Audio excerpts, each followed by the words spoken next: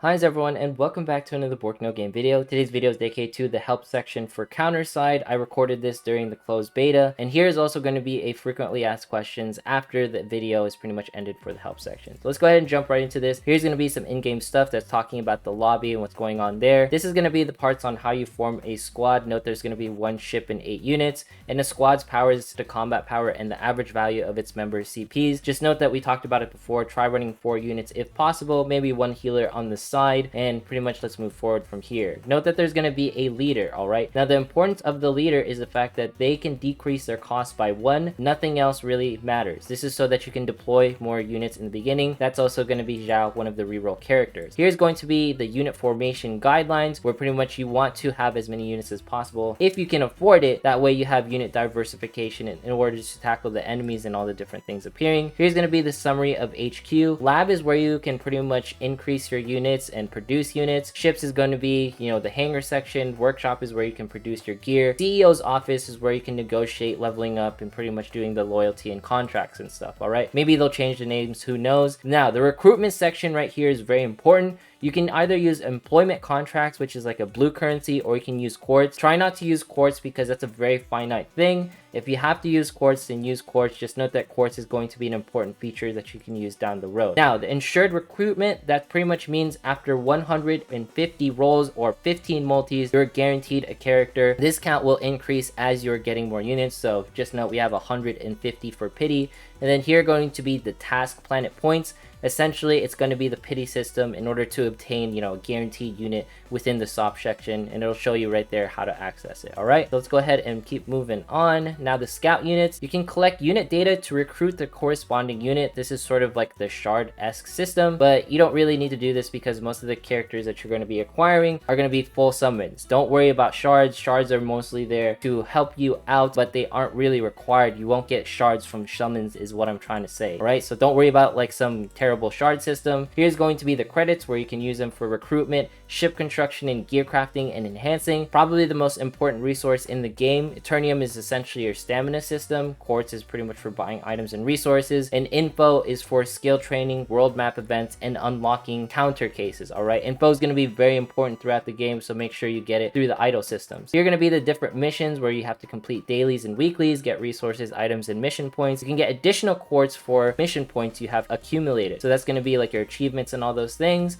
And then we're going to also have the achievements right here where you can get pretty much more things. We've covered it before. And here are growth missions, where there's small firm missions, mid-sized firm missions, and big firm missions. 3 chapters of growth missions exist to give you a sense of direction for growth within your squads and all that stuff. All right, there's going to be attendance rewards, so make sure to log in every reset is going to be at daily 4 a.m. GMT plus 7, so just note 4 a.m. And then managerial department, this is going to be how you manage your different units. We showed it before. It's pretty much going to be your character menus. All right, and then if you want, you can unlock more resources and pretty much expand your slots. It's up to you whether you want to do it. It just costs some quartz. Here's going to be a thing where you can lock. This will be a good way to pretty much save your units from becoming fodder or food for other characters. Here's going to be the storage section where you can essentially have your different things like your gear. You can also increase the slots for your gear. And not to mention, you can also lock your gear in case you want to keep it, in case you don't want to fodder it or anything like that. Now, the thing is, there's going to be a different selection of units, so you can collect all the members to get team up rewards. Team up rewards are pretty much like, hey, you collected all these 3 units, then you get a team up reward, then you get some quartz. It's just like sort of that deal where you summon everyone and you get some quartz. Partners are going to be the thing where you pretty much have friends who can jump on the battlefield with you, so just note that there. Use the partner's main squad in order to get their partner business cards. That's another currency that I believe you can use somewhere else. This is going to be like their auto feature where you can repeat missions over and over again, so make sure to utilize this functionality in case you want to farm a particular thing within a stage. You can also stack operations, so that means you can get more things as you're pretty much flowing through the battlefield and get more rewards. And then here's going to be the operation menu where you can check the list of available counterside operations like mainstream, simulation, side story, and free contracts. Let's go ahead and jump right into this. Mainstream is going to be like your story missions and all that stuff, so make sure to tackle that appropriately and get gear, quartz, and gold and all that stuff, right? That's going to be very important. We've talked about this before. This is going to be your dungeons, which is your simulations, which is special training is your EXP dungeon. Here is going to be essentially, your skill training dungeon. Then anti-air is pretty much your dupe section right there. the aptitude core, and it pretty much tells you you have 2 of these every single day, so make sure to use them. And they are also going to be available for purchases. If you are going to be someone who's a whale, then it might be advantageous for you to buy these in case you want to like bump your progression, but it's not really worth it in my opinion. And then here's going to be side stories or pretty much event battles where you can possibly get some characters. There's going to be things where you have to use specific NPCs, and there's going to be guest slots where you can fill like certain units and designated slots for required units, so on and so forth. It's going to be just another side sort of thing. Counter cases are pretty cool because this lets you view like more of the unit's information. Think of it as like a story mode sort of deal. The biggest thing also was you get special unit rewards for completing their last case, which is pretty much leveling them up and getting them, I believe, to like around 100. Then you get the special reward for the character. Here's some free contracts where pretty much you do certain battles in order to get high valued units and gear. All right, so look out for those. They might pop up once in a while during the operation. Big giant like PvE section. Here's gonna be like a battle summary, so deploying units and requiring, you know, resources, because after you deploy a unit that costs 2, then your gauge will go from 8 to 6. That's what this is showing you. And here's the leader thing where usually this unit would cost 4,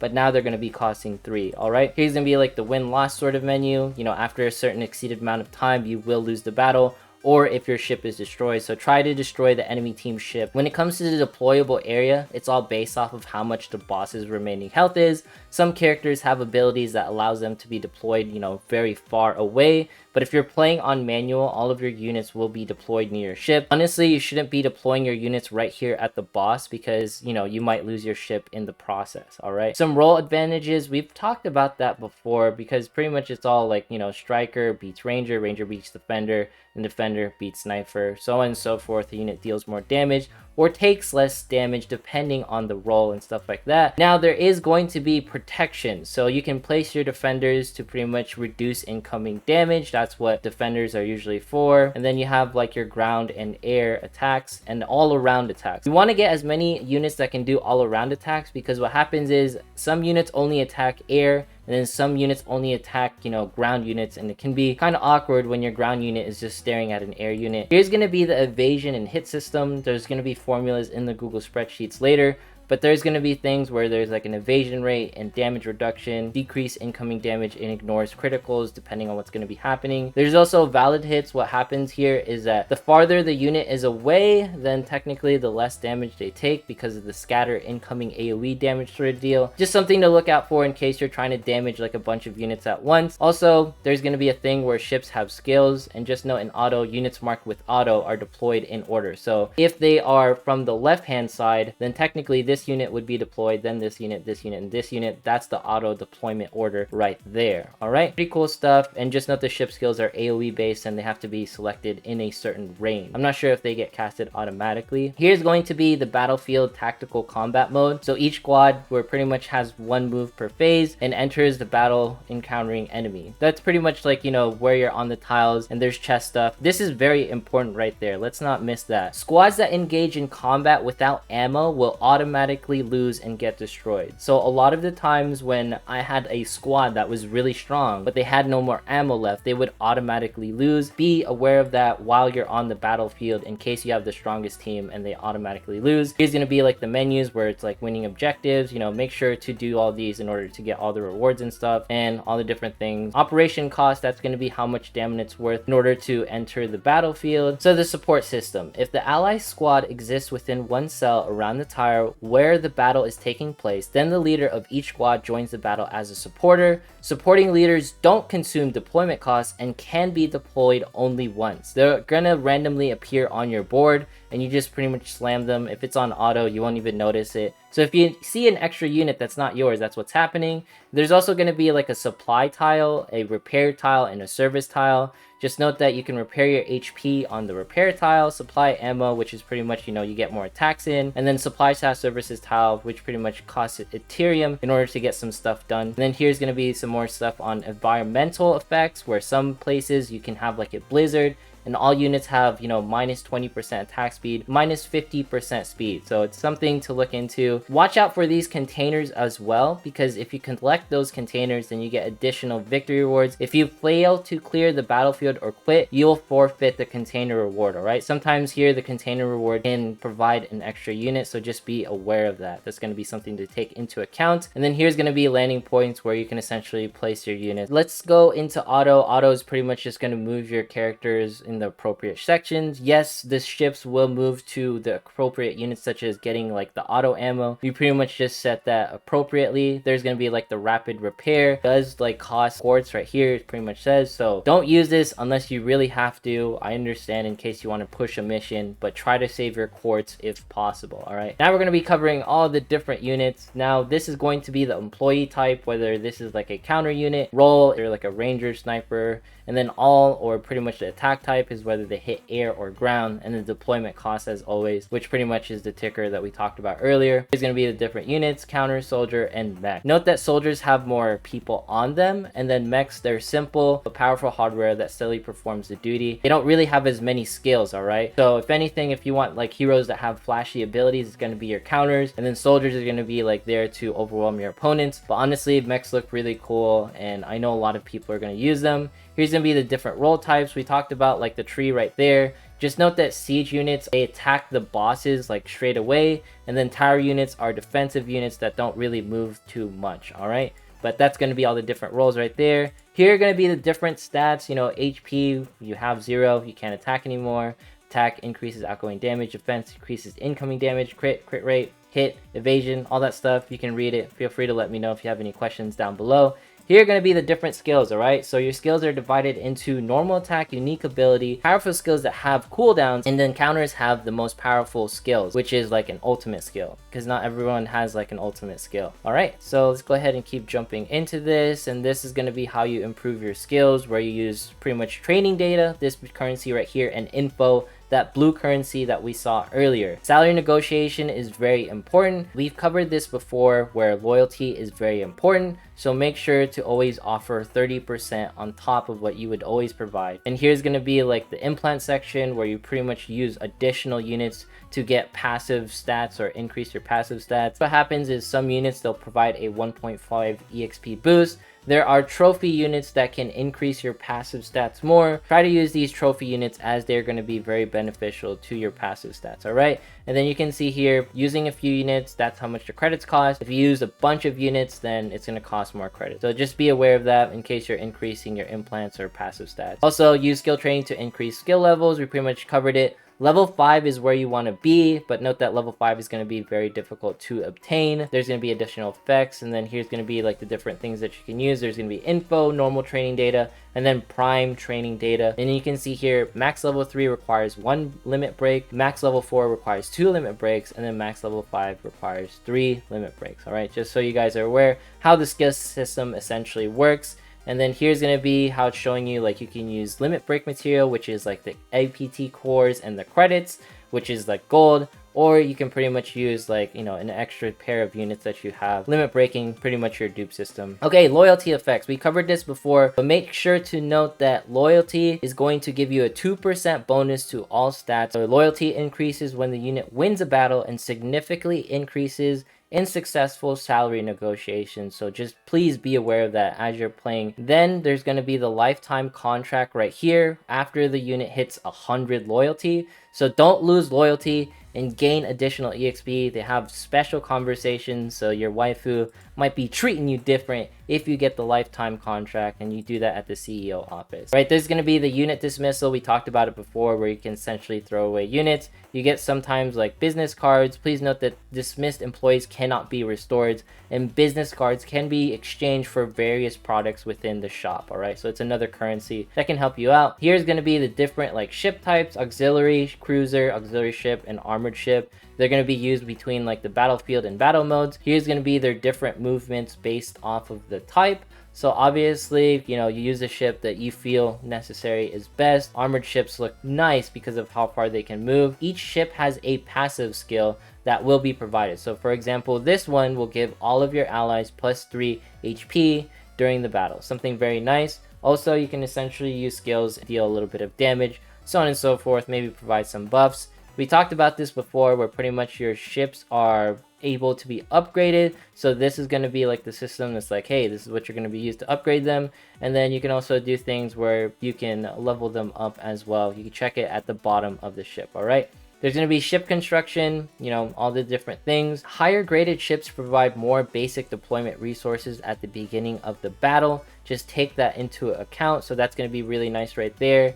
And you can dismantle unwanted ships in order to get more resources, you know, to create more ships, right? Here's going to be a different gear types. We talked about it before, but there's going to be counter to watch parts, soldier, military equipment, mech needs munition, and mech parts, all right? Certain employees have exclusive gear. And then let's go ahead to gear crafting. We talked about this before, where you need weapon molds in order to create random weapons. APT cores can be used to create more APT cores, all right?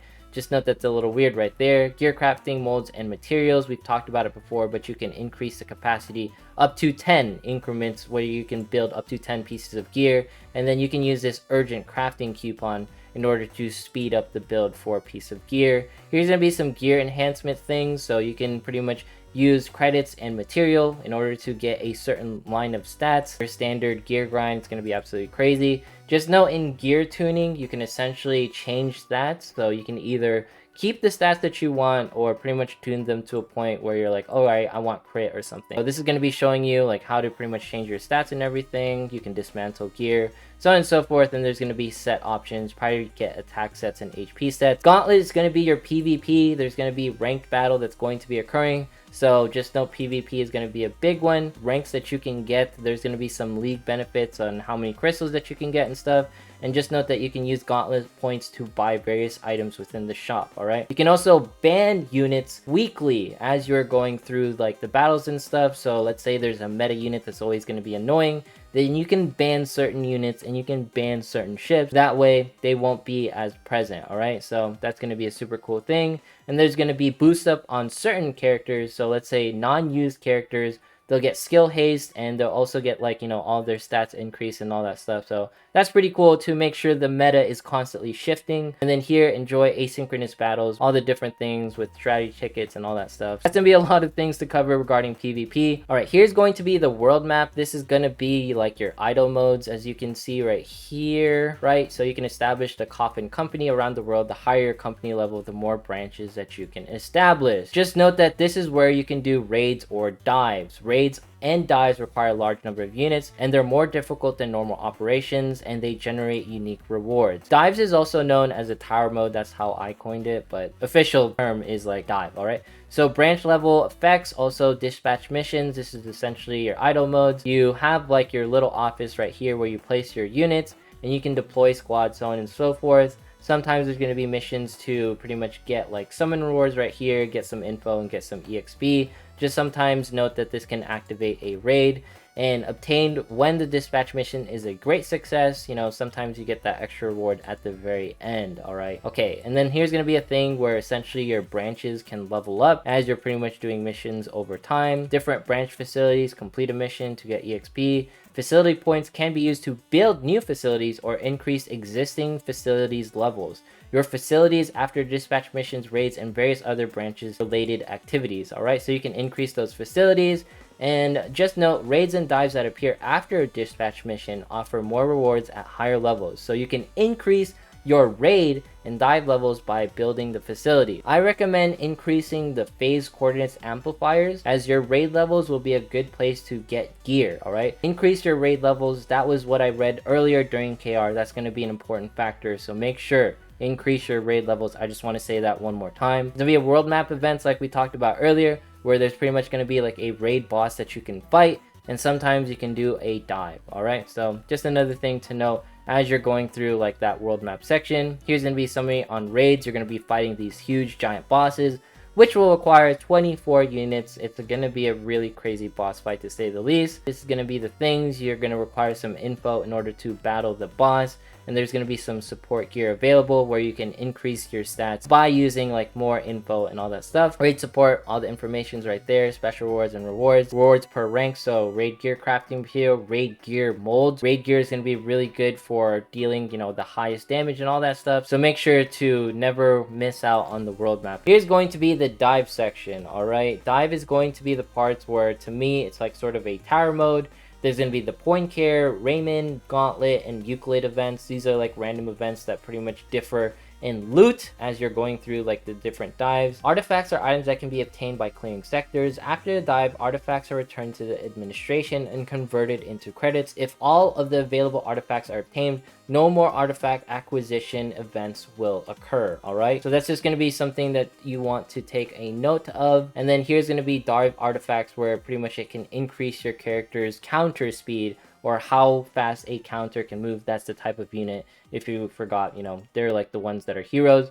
And then here are going to be like different artifact effects that will stack as you are pretty much in the dive. All right, artifacts can be viewed from the artifact room, and you can check your artifact effects in the middle of combat. They'll pretty much pop up. And then there's going to be the dive exploration, consists of 40 increasingly difficult set of coordinates. When you clear each set of coordinates, you will get the first reward. Exploration coordinates, once cleared, cannot be entered again, pretty much like the tower mode that I was talking about earlier. And there's going to be event dives that pretty much appear on the world map, and that's going to be a super cool thing because technically that's instant, only lasts 24 hours based off of this. You can get some super cool rewards right there. All right, that is going to be the full help menu right there. All right, let's try to make this quick because I know this video is already long enough. When is this game coming out? So it's going to be releasing in 2 hours as of the recording of this video. If you're wondering about global, no news yet. Will there be a PC client? Yes, you know, available for download. Just click this link or put this link in your browser. You can download it. Some requirements are, you know, Windows 7 or Windows 8, Windows 10, and 5 gigs of storage. Can you delete your account? No, you cannot delete your account. That's why rerolling is so difficult in this game. Countries covered are pretty much Thailand, Indonesia, Vietnam, Philippines, Malaysia, Singapore, Cambodia, Laos, Burma, Brunei, and East Timor. You can also download the games via like your Google Play stores or jumping here into the iOS store. If you want to download via iOS, you know, change your country, all that stuff. Be careful with that because then you can't change it for a year. And you can also pre-download from TapTap. All right, I recommend TapTap because there's some issues with QApp right now. And then if you're wondering how do you contact the developers, contact them via Facebook or send them an email at Zlong Games. Okay, how many language does this cover? It's going to be covering English, Thai, Vietnamese, Chinese, simplified, all available within the game in the settings. Okay, and then a couple more things when it's covering like the phone bits. Phone should be at least Android 5.01, double cores, 2G memory, iPhone 6s Plus, iOS 12.0 with 5 gigs of memory. How many characters can be created on a server? Can I delete a character? Only 1 character can be created per server, and you cannot delete any characters like we talked about earlier. That's going to be your count. And how to know all the gameplay in the game. Tap operation button on the main interface and tap question mark, and that'll show you all the different types of gameplay. Are the iOS and Android versions interoperable? And what about the global data of players? It can be interoperable. For example, a character in server 1 is bound to a Twitter account. You can log in our game with this Twitter account on both iOS and Android devices, but the data of global players cannot interflow with each other. All right, and then how do you bind your account? The guest account can be bound in settings, manage account, customer center, bind account, based on different apps such as Facebook, Google, Twitter, Line app, Apple, and all that stuff. Changing the binding is not currently supported. All right, so just note that. And here is going to be the FAQ, the help section, and everything. Anyways, if you made it this far in today's video, consider subscribing, dropping a like, leaving a comment, follow me on Twitch, follow me on Twitter. Once we hit 20,000 subs, we'll be doing a giveaway. Thanks so much for watching. This was an absolutely long video. Hopefully you enjoyed it. Have yourself a good one. Enjoy the launch, and I will see you in the next one.